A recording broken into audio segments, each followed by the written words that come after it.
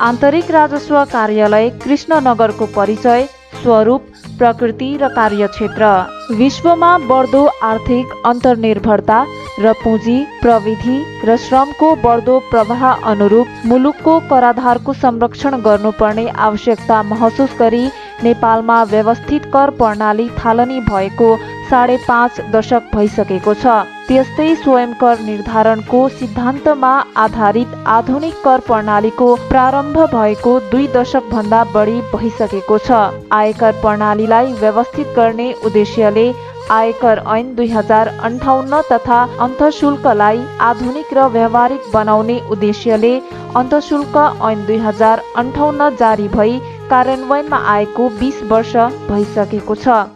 त्यस्तै एकल दरको आधुनिक कर एवं अत्याधुनिक लचिलो र पारदर्शी करको रूपमा मूल्य अभिवृद्धि कर ऐन 2052 तर्जुमा भई 2054 साल मङ्सिर 1 गतेदेखि मूल्य अभिवृद्धि कर लागू गरिएको हो।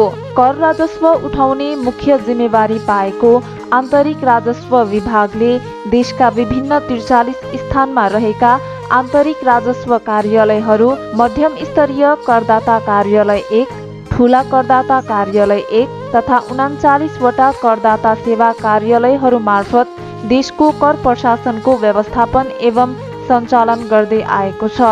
कपिलवस्तु तथा अर्घाखाँची जिल्ला कार्यक्षेत्र रहने गरी यस आन्तरिक राजस्व कार्यालय कृष्णनगरले निरन्तर रूपमा करदाताहरूलाई सेवा प्रवाह एवं सहजीकरण गर्दै आएको छ।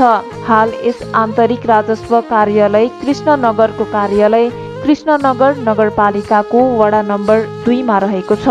आन्तरिक राजस्व विभाग अन्तर्गत रहेको आन्तरिक राजस्व कार्यालय कृष्णनगर अन्तर्गत करदाता सेवा कार्यालय तौलिहवा तथा करदाता सेवा कार्यालय सन्धिखर्क रहेका छन्। आन्तरिक राजस्व कार्यालय कृष्णनगरको प्रमुख कार्य नेपालमा आन्तरिक रूपमा परिचालन हुने प्रमुख करहरू आयकर, मूल्य अभिवृद्धि कर, अन्तःशुल्क लगायतका करहरूको व्यवस्थापन गरी प्रशासन सञ्चालन गर्नु हो। यस आन्तरिक राजस्व कार्यालय कृष्णनगरको कार्यक्षेत्र कपिलवस्तु तथा अर्घाखाँची जिल्ला रहेको छ। अब लागौं यस कार्यालयका प्रमुख कर अधिकृत दिनेश पाण्डेसँग गरिएको कुराकानीतर्फ। सरलाई स्वागत छ। हस्, धन्यवाद। वर्तमान अवस्थामा कार्यालय परिवार तपाईहरू केमा व्यस्त हुनुहुन्छ?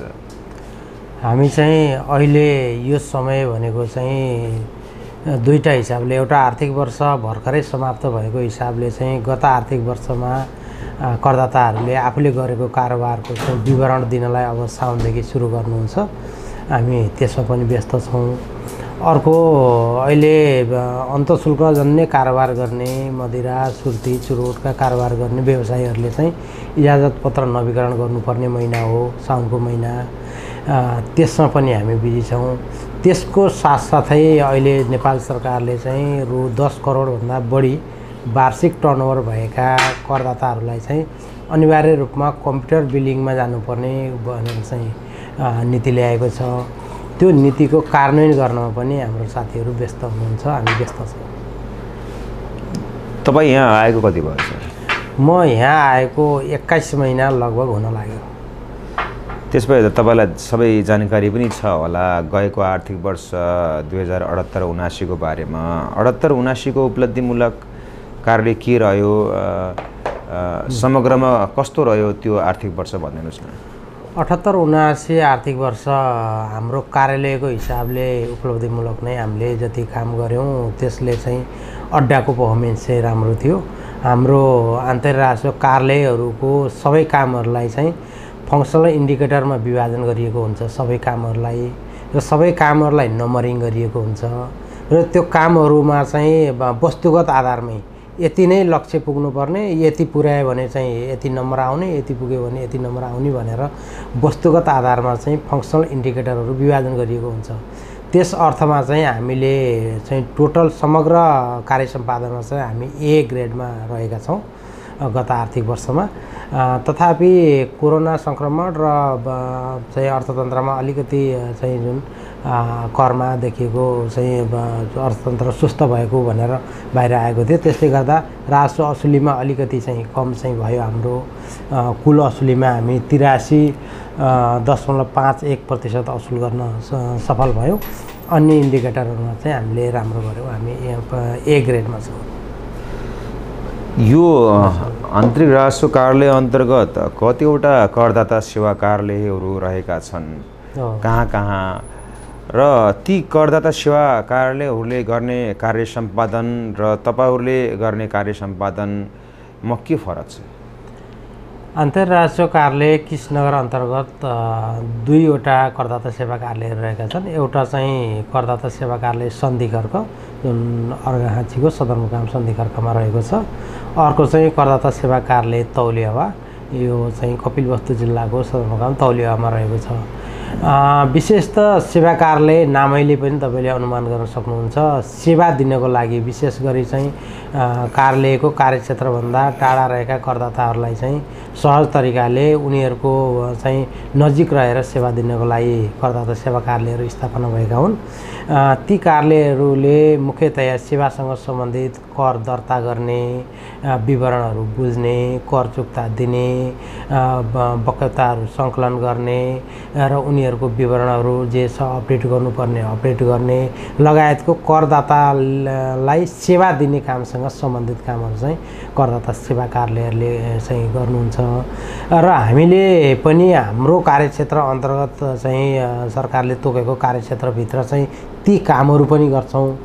त्यो कामको अतिरिक्त चाहिँ हामीले ती सेवा कार्यालयका कार्यक्षेत्र अन्तर्गत चाहिँ अडिट अनुसन्धान र इन्फोर्समेन्टका कामहरू, यदि कसैले चाहिँ कर छली गरेको छ, कर तिरेको छैन, अर्थात् चाहिँ तिनीहरूलाई चाहिँ अनुसन्धान गर्नुपर्ने छ, कतै उजुरी आएको छ, त्यस्तो अवस्थामा चाहिँ हामीले इन्फोर्समेन्टको काम पनि गर्छौँ।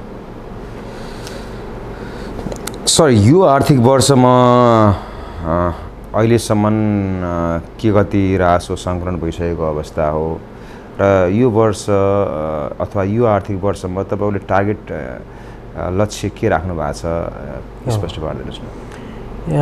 चालु आर्थिक वर्ष 79-80मा चाहिँ हाम्रो अन्तर्राष्ट्रिय कार्यालय कृष्णनगरलाई 1,71,97,97,00,000 चाहिँ राजस्व सङ्कलनको टार्गेट दिएको छ। अब वर्षको पहिलो महिनाको पनि अब सुरुवाती नैमै छौँ, त्यही भएर हामीले कति उपलब्धि भयो भनेर नापिहाल्न सक्ने अवस्था त अहिले छैन। तथापि अहिलेसम्म चाहिँ आजको दिनसम्म हामीले यो महिनाको लक्ष्यको पनि 42% चाहिँ राजस्व सङ्कलन गरेका छौँ। एक आर्थिक वर्षमा कुन महिनामा बढी राजस्व सङ्कलन चाहिँ हुन्छ सर? यो राजस्व सङ्कलनको लागि हाम्रो चाहिँ करदाताहरूले किस्तामा आधारित कर तिर्नुहुन्छ आयकरको सन्दर्भमा। त्यस अर्थले हेर्दाखेरि चाहिँ हाम्रो पुस महिना, त्यसपछि चैतको महिना र असारको महिना चाहिँ करदाताहरूले किस्ता विवरणसहित किस्ता दाखिला गर्नुपर्ने महिनाहरू हुन्। ती महिनाहरूमा चाहिँ अन्य महिनाको तुलनामा चाहिँ बढी राजस्व सङ्कलन हुने गर्छ। सर, अब कर पनि अब धेरै छन्, आयकर, बहाल करहरू होइन, अब विभिन्न ब्याज कर, अब लगायत स्वास्थ्यमा पनि कर लगाउने धेरै कुराहरू पनि छन् होइन सर?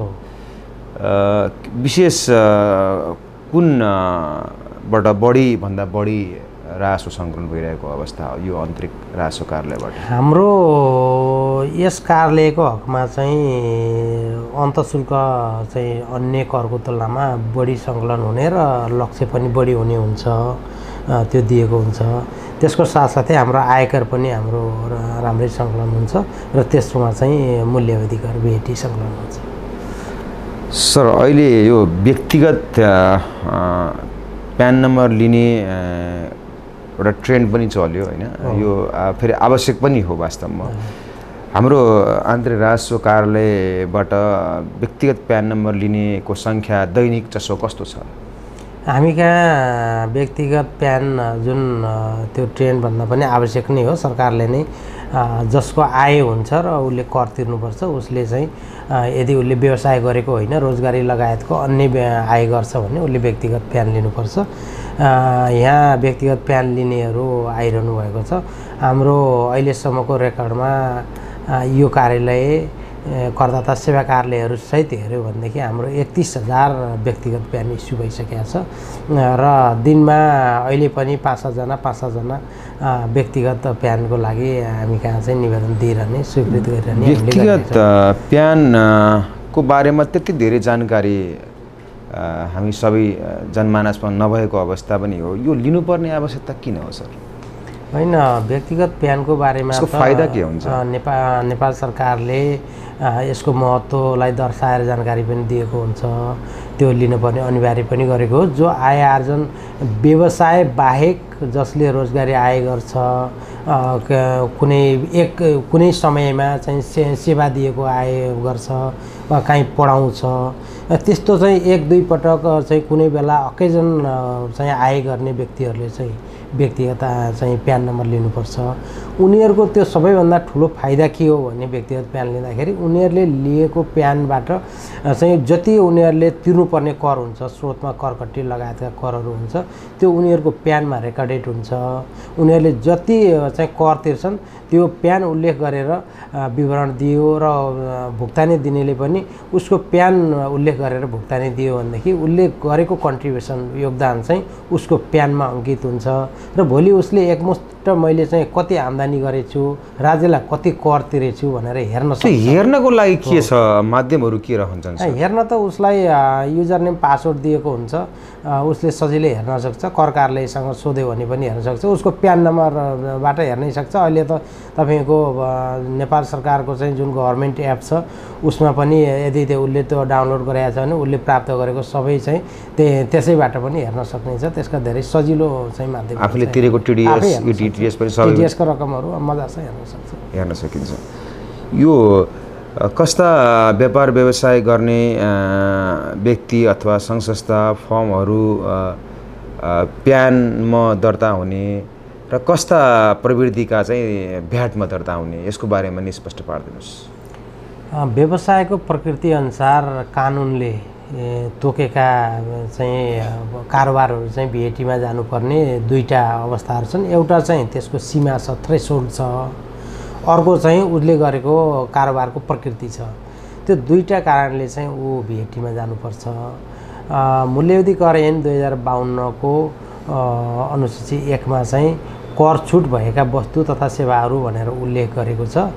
ती कर छुट भएका वस्तु तथा सेवाहरू बाहेकको कारोबार गर्ने करदाताहरू र तोकेको सीमाभन्दा बढी चाहिँ कारोबार गर्ने करदाताहरू, जस्तै सेवाको हकमा वार्षिक 20 लाखभन्दा बढीको कारोबार गर्ने र वस्तुको हकमा चाहिँ वार्षिक 50 लाखभन्दा बढी कारोबार गर्ने, मुह कर छुट भएका बाहेकका कारोबार गर्ने करदाताहरू चाहिँ मुह करमा जानुपर्छ। ती बाहेकका चाहिँ कानुनले नै मुह करमा जानु नपर्ने भनेर तोकेका कतिपय चाहिँ कारोबारहरू छन्। ती कारोबारहरू चाहिँ जतिसुकै कारोबार गरे पनि उनीहरू मुह करमा दर्ता हुनु पर्दैन। जस्तै अब खाद्यान्नको कारोबार गर्छ, चामलहरूको कारोबार गर्छ, अनि त्यसपछि औषधिको कारोबार गर्छ, सुन चाँदीको कारोबार गर्छ। यस्ता चाहिँ तोकेका कारोबारहरू छन्। तिनीहरू चाहिँ जतिसुकै कारोबार गरे पनि मदिरा त अनिवार्य रूपमा चाहिँ तोकेको सीमा कट्ना साथै मुहकरमा दर्ता हुनैपर्छ। तर भ्याटमा दर्ता हुन धेरै डर मान्ने होइन, हिचकिचाउने जस्तो पनि अवस्था छ नि सर। यसलाई तपाईँले कसरी लिनुभएको छ, कसरी स्पष्ट पार्न चाहनुहुन्छ सम्पूर्ण आफ्ना? भ्याटमा दर्ता हुनलाई करदाताहरू डराउने अवस्था होइन। कतिपय करदाताहरूले नबुझेर र उहाँलाई चाहिँ झन्झटिलो पनि त्यस्तो समय बढी दिनुपर्ने भन्ने कुराहरू पनि छ। त्यस्तो पनि होइन, किनभने अलिकति त्यसको लागि मुहकरमा दर्ता भइसकेपछि मुहकर प्रयोजनको लागि नै छुट्टै बिल काट्नुपर्ने, छुट्टै भनेको त्यसलाई तोकिएकै बिल, त्यसको लागि फेरि कर्मचारीहरू पनि राख्नुपर्ने, हायर गर्नुपर्ने, खर्चिलो पनि हुने भन्ने कुराहरू पनि छ होइन सर? त्यस्तो खर्चिलो र त्यति जटिल पनि होइन। करदाताहरूले चाहिँ त्यसलाई आफैले पनि त्यो तोकिएको ढाँचामा चाहिँ खातापाता राख्नुपर्ने, बिल बिजा काट्नुपर्ने त हुन्छ नै कानुनले तोकिसकेपछि। त्यति जटिल र त्यसले गर्दा नै खर्च बढ्ने पनि होइन। फेरि कानुनले एउटा सीमाभन्दा बढी कारोबार गर्नेलाई मात्रै मुहकरमा चाहिँ दर्ता हुनलाई अनिवार्य गरेको हुनाले चाहिँ धेरै साना करदाताहरू ले मुहकरमा दर्ता हुनुपर्ने अवस्था पनि छैन र कतिपय करदाताहरू चाहिँ मुहकरमा दर्ता हुँदाखेरि हामीले बढी कागजात राख्नुपर्छ, खर्च बढी हुन्छ, विवरण हाल्नुपर्छ भनेर अलिकति तर्सिएको अवस्था त रहन्छ। तर त्यति अप्ठ्यारो केही पनि छैन। उहाँले मुहकर विवरण प्रत्येक महिना हाल्नुपर्ने हुन्छ र त्यही मुहकर विवरणसँग ट्याली हुने गरेर आय विवरण हाल्ने बेलामा चाहिँ कारोबार, मुहकर करयोग्य कारोबार र कर छुटको कारोबार दुइटै जोडेर चाहिँ वार्षिक विवरणमा चाहिँ उहाँले दिँदाखेरि त्यो दुईटा मिल्नुपर्ने हुन्छ। त्यस्तो जटिल केही पनि छैन। र अर्को कुरा, मुहकरमा दर्ता हुँदाखेरि चाहिँ कतिपय अवस्थामा करदातालाई नै फाइदा हुने हुन्छ, जुन व्यवसायलाई नै फाइदा हुने गर्छ। उहाँले त तिरेको कर चाहिँ कट्टी लिन पाउनुहुन्छ। करकट्टी लिन पाउने हुनाले करको भार उहाँलाई पर्ने पनि होइन। उहाँले त खालि हिसाब राखिदिने र आफूले तिरेको कर, सङ्कलन गरेको करबाट कटाएर बाँकी मात्रै नेपाल सरकारलाई विवरण मार्फत तिर्ने हो।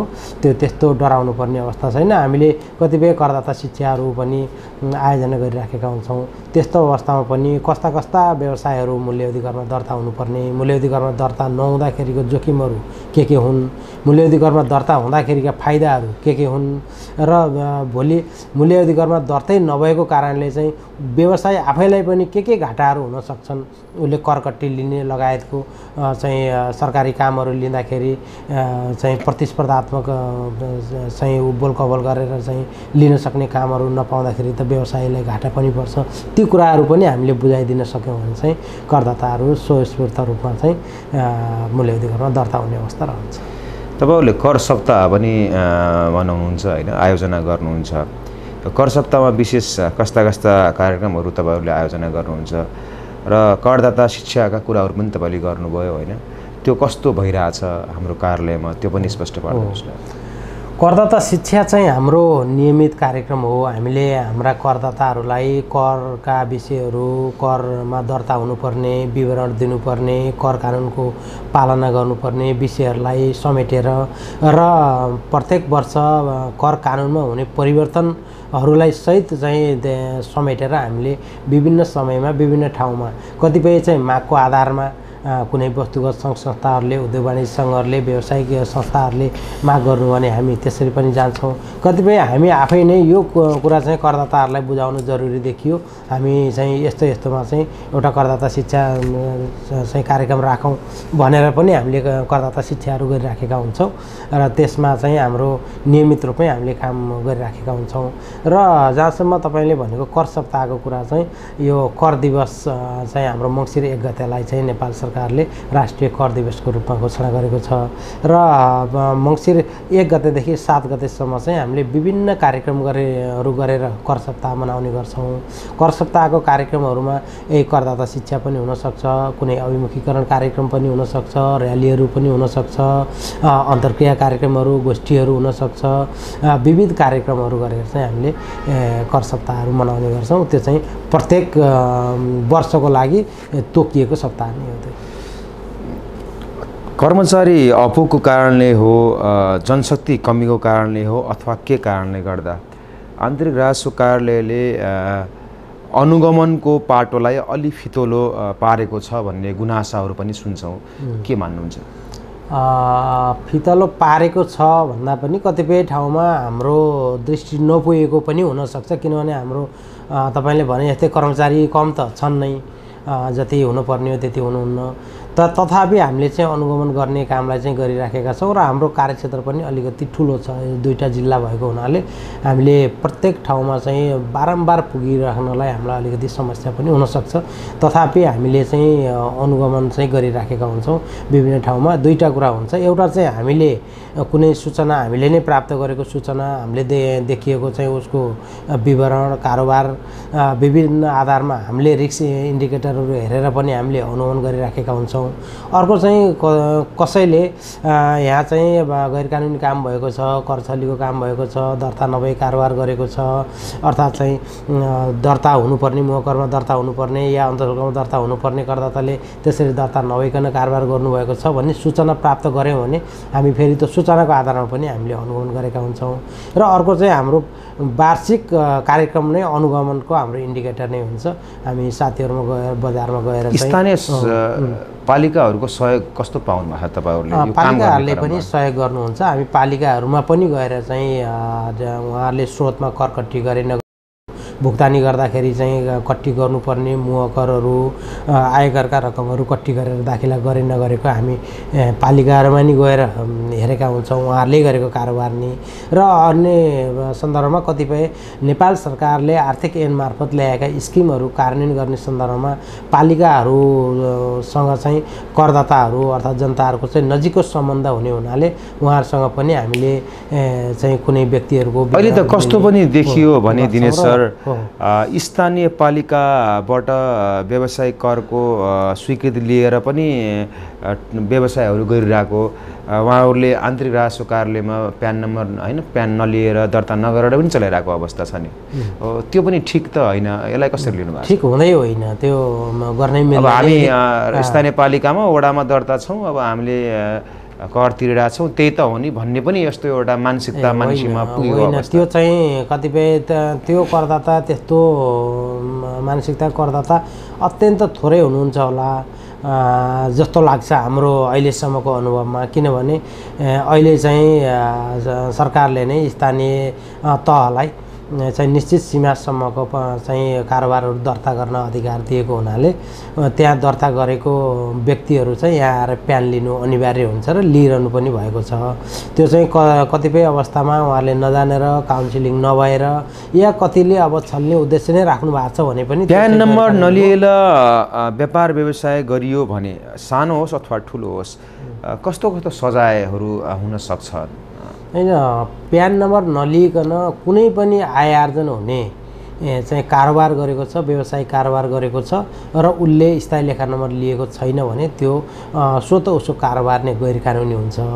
अब त्यसमा चाहिँ उसको कारोबारको प्रकृति के हो, कारोबारको भोल्युम कति हो, त्यो अनुसार चाहिँ उसले दर्ता नगरिकन कारोबार गरेको भए तापनि पछि कर प्रशासनको नजरमा त्यो परिसकेपछि ऊ कानुनको जुन चाहिँ दायित्व निर्वाह गर्नबाट ऊ मुक्त हुन सक्दैन र उसले तिर्नुपर्ने कर र कानुनले तोकेको जरिवाना दण्ड ब्याज सबै चाहिँ सहित गर्नु हुनाले यदि कसैले चाहिँ प्यान नलिइकन कारोबार गर्नुभएको छ तर व्यवसायिक कारोबार गर्नुभएको छ भने चाहिँ उहाँहरूले छिटो प्यान लिएर आफ्नो व्यवसायलाई चाहिँ सुरक्षित गर्न पछि हुने आर्थिक चाहिँ तब भारबाट चाहिँ उहाँहरू जोगिन जरुरी छ।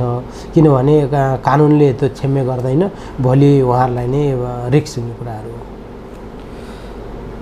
ढिला सुस्तीका कुराहरू पनि बेला बेलामा आउँछन् सर, सर्भर डाउनका कुराले गर्दा अथवा विभिन्न कुराले गर्दा। फेरि नेपाल सरकारले सबै कार्यालयहरूमा अनलाइन सेवा प्रभावशाली ढङ्गले अगाडि बढाउने भन्ने प्रस्ताव ल्याइरहेको छ, लागू पनि गरिरहेको छ। यो अनलाइन सेवा कतिको प्रभावशाली छ हाम्रो कार्यालयमा? अहिले पनि फेरि पैसा तिर्नको लागि यहीँ आउनुपर्ने हो अथवा करेक्ट आइपिएस थ्रुबाट अथवा कुनै पनि अन्य माध्यम डिजिटल माध्यमबाट तिर्न सक्ने कुराहरू के रहन्छन् स्पष्ट पार्नु? त्यो चाहिँ तपाईँले अत्यन्तै महत्त्वपूर्ण कुरा गर्नुभयो। यो हाम्रो कर प्रशासनमा आन्तरिक राजस्व विभाग र अन्तर्गतका कार्यालयहरूमा चाहिँ करदाताहरूलाई यो अनलाइन चाहिँ प्रणाली जुन छ नि त्यो प्रणालीको अत्यन्तै राम्रो चाहिँ प्रयोग भइराखेको छ, हामीले देखेका पनि छौँ, तपाईँहरूले पनि सायद चाहिँ देख्नु भएको छ होला। पहिला चाहिँ यतिखेर भनेको हाम्रो यो कार्यालयमा विगत चाहिँ 5-7 वर्ष पहिलाको अवस्था हेर्नु भने त कार्यालयभरि मान्छे हुन्थे। अहिले चाहिँ मान्छेहरू देख्नुहुन्न, तपाईँहरू सेवाग्राहीहरू देख्नुहुन्न। किन भन्दा त्यो अनलाइन प्रणालीकै कारणले हो। हाम्रो चाहिँ अहिले कति सुविधा छ भन्दाखेरि विवरण घरबाटै, आय विवरण घरबाटै दिन सक्छ, अन्तर्जलको विवरण घरबाट दिन सक्छ, मुहकर विवरण घरबाटै दिन सक्छ। त्यसलाई तिर्नुपर्ने पैसाहरू चाहिँ ऊ वहीँ ब्याङ्कमा तिर्न सक्छ, अनि कनेक्ट आइपिएसबाट पनि तिर्न सक्छ। अनि त्यसपछि त्यति मात्रै होइन, उसले चाहिँ कर चुक्तासहित अहिले त अधिकांश करदाताहरू हाम्रो डे 1 डे 2 का करदाताहरू आफैले कर चुक्ता पनि लिन सक्नुहुन्छ। यहाँ कार्यालय र करदाताको भेट हुने अवस्था नै रहँदैन, एकदमै अनलाइन अनलाइनको चाहिँ हामीले राम्रोसँग चाहिँ कार्यान्वयन गरेका छौँ।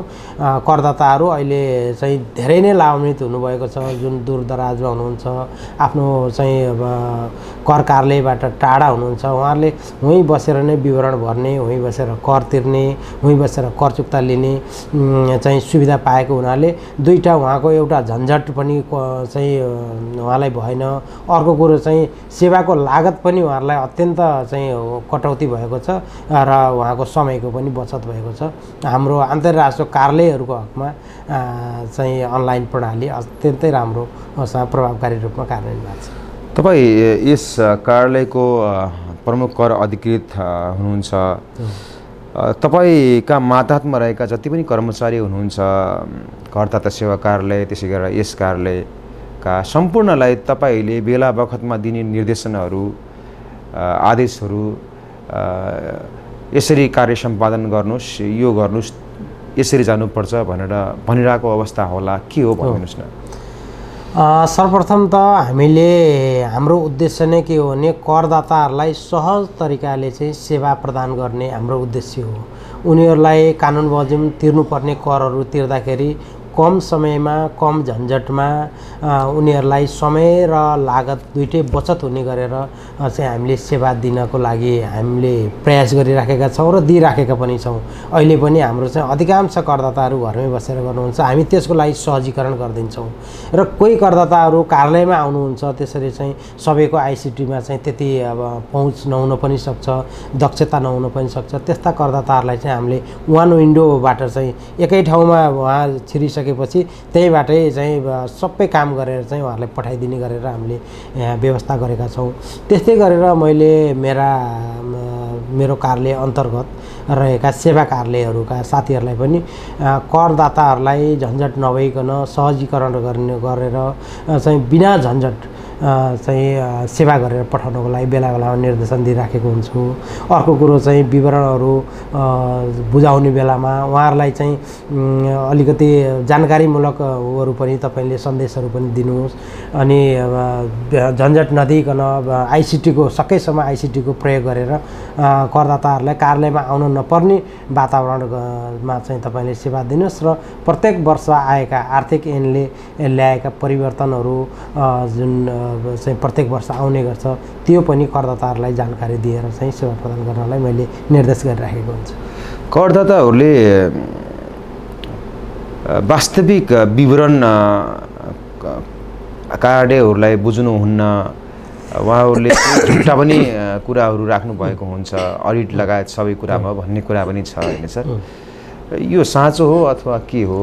होइन, हामीले कर प्रशासन गर्दाखेरि करदाताहरूले तिर्नुपर्ने करहरू राख्नुपर्ने विवरणहरू चाहिँ सही राख्नुहुन्छ भनेर अपेक्षा गर्ने हो। किनभने कानुनले तोकेको दायित्व निर्वाह गर्न उहाँहरू कानुनी रूपमा बाध्य हुनुहुन्छ। यदि कसैले तपाईँले भने जस्तै हामी भन्दैनौँ कि, किनभने हामीले कतिपय चाहिँ हस्तक्षेपका कामहरू पनि गरेका हुन्छौँ, इन्फोर्समेन्टका कामहरू गरेका हुन्छौँ, करारोपण पनि गरेका हुन्छौँ, त्यो हाम्रो काम पनि हो। यदि कसैले कानुनले दिएको परिधिभन्दा बाहिर गएर काम गर्छ, जानेर या नजानेर कर कानुनको उल्लङ्घन गर्छ, कर छल्ने वा कम तिर्ने वा त्यसलाई चाहिँ पछाडि सार्ने कुनै उद्देश्यले काम गर्छ भनेदेखि त नेपाल सरकारको चाहिँ संरचनाहरू छन्, हामी कर प्रशासन छौँ, हामी त्यसमा गएर चाहिँ हामी हस्तक्षेप गर्छौँ, कर कानुनको कार्यान्वयन गराउँछौँ। हामी आशा गर्छौँ कसैले पनि त्यसरी कर प्रशासनले हस्तक्षेप गर्नुपर्ने गरेर काम गर्नुहुन्न भनेर हामी आशा गर्छौँ। प्रश्न धेरै थिए तर समय अभाव पनि छ सर। अब तपाईँ जहिलेसम्म यस कार्यालयमा बस्नुहुन्छ, यो कार्यालयलाई म बस्दासम्म यस्तो अवस्थासम्म ल्याउँछु भन्ने केही सोच पनि गर्नुभएको छ होला, अथवा भविष्य सोच योजनाहरू तपाईँको के छ, यस कार्यालयको पनि के छ, अलिकति स्पष्ट पारिदिनुहोस् न। धन्यवाद। यसमा सबैभन्दा त हामी नेपाल सरकारको कर्मचारीहरू नेपाल सरकारको अड्डामा बसेर यहाँ चाहिँ जुन सेवा दिन बसेका छौँ, सबैभन्दा कानुनले हामीलाई निर्दिष्ट गरेको चाहिँ प्रावधान बमोजिम करदाताहरूलाई सहज तरिकाले सेवा दिनु हाम्रो कर्तव्य नै हो। यसको साथसाथै पनि जस्तै यो कार्यालय कृष्णनगर चाहिँ कार्यालय र अन्तर्गतका करदाताहरू चाहिँ अलिकति करदाता शिक्षा पनि अलि चाहिँ हामीले राम्रोसँग नबुझेको अवस्थाहरू पनि पाएका हुन्छौँ। त्यस कारणले हामीले सहजीकरणको साथसाथै शिक्षा पनि दिने गरेर हामीले अगाडि बढाएका छौँ। हामीले कतिपय अवस्थामा कार्यालयमा पनि बोलाएर त्यस्ता कार्यक्रमहरू चलाउँछौँ। कतिपय अवस्थामा डिमान्डको आधारमा पनि हामी जान्छौँ। करदाताहरूलाई खुसी बनाएर उहाँहरूलाई शिक्षित पनि बनाएर र हामीले सचेत पनि बनाएर जागरुक पनि बनाएर राज्यको कर तिर्नलाई हामी उहाँहरूलाई चाहिँ उत्प्रेरित गर्छौँ र हामी पनि सहज तरिकाले चाहिँ सेवा दिन हामी तत्पर नै छौँ। यसरी हामीलाई समय दिनुभयो, यसरी जानकारी गराइदिनु भयो, त्यसको लागि धेरै धेरै धन्यवाद सर। हस्, धन्यवाद, नमस्कार।